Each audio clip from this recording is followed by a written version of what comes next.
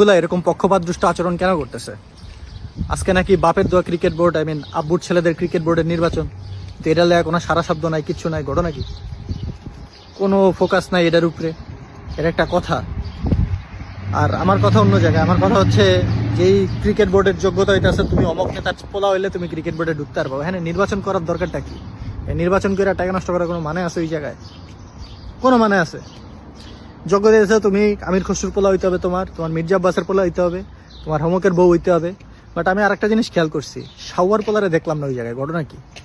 সে কি নির্বাচনে অংশ নেয় নাকি?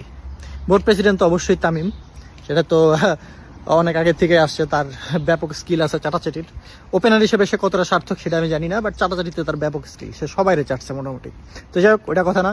কথা হচ্ছে যে আব্বুর ছেলেদের নির্বাচনের উপরে একটু ফোকাস দেওয়া উচিত, কারণ কোনো সংবাদ মাধ্যমে দেখলাম না যে ওইরকম কোনো নিউজ রিপোর্ট হচ্ছে। তো আপনারা এই ব্যাপারটা একটু ফোকাস করেন।